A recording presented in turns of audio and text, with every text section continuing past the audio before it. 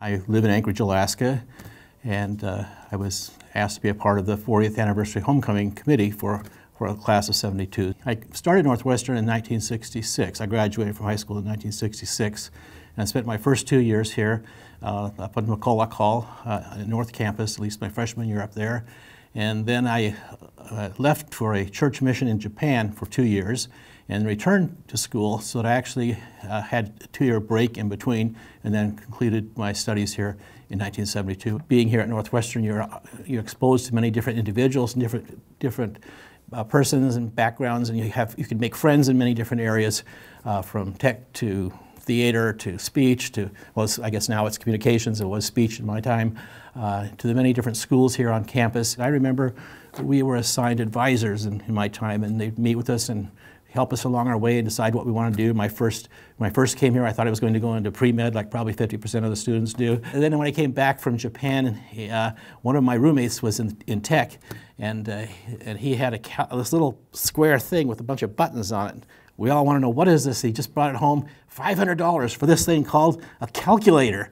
You know, now you can buy a computer with, you know, all kinds of power for $500, but that was you know, what's now a 15 or giveaway object. That was exciting because you could now punch buttons and take the portable device to your class. I remember in sociology, I got my degree in sociology, that I was required to take a class in statistics, and so we did all our computer programming on these little cards. They punch cards. If you probably have only seen them on Christmas decorations. They used to wrap them up and make little poinsettias out of them. But the cards, everything you did from input into the computer had to put into a card, a little punch key system. And we take it down along the lakefront here to a big building along the lake called Vogelbach Computing Center. The building had huge, I don't know, probably the best way to describe it would be like being inside of a library of books all over the place, but you have all these machines and turning devices and so forth. And of course, now today, in your desktop, you have all the power that whole room had down in Vogelbach, and of course they've since taken down Vogelbach. And of course, Northwestern went through some turmoil in that time period. I remember when I started as a student my freshman year, we had the Bursar's office was taken over by the black students who were just establishing their identity here on campus.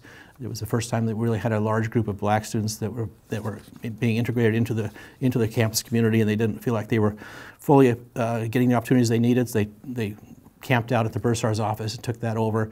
That was the major demonstration. I remember there was an anti-Vietnam feeling, and there were signs in front of the recruitment houses on Sheridan Road. "Thou shalt not be killed" was one of the signs. I remember the students were protesting. I came back 2 years later. When I was in Japan, I picked up a newspaper in Japan, and here was a picture of Northwestern, and one of my roommates, Mike Bowe, actually with my dorm, was there with some other friends. And here was the Sheridan Road. The fences have been torn down and laid loose. So Northwestern went through quite a bit of upheaval. When I first got back, many of the classes were pass-fail. They had changed some of the grading systems, but things got back to normal and continued. And anyway, it was fun to be here during that time. Martin Luther King, of course, died while I was here, and I remember marching with the students as we went into Evanston with our group. So my freshman year, I remember going down to watch the symphony, going to plays at the Blackstone Theater, just Christmas time going down to Marshall Fields. I don't know, I guess there's still Marshall Fields here. It's now Macy's now, but they always had the Christmas decorations up in the windows. You had to do that. That was an obligatory visit. And of course, I didn't make it to a Cubs game while I was here, but I did with one of my sons later, and I got to watch Sammy Sosa during his great year when he was doing well for the Cubs. I just want to close with this comment about when you come to Northwestern, you don't just come to Northwestern, you don't just come to Evanston, you really come to Chicago, and you get a chance to participate, if you take advantage of it, of many opportunities there.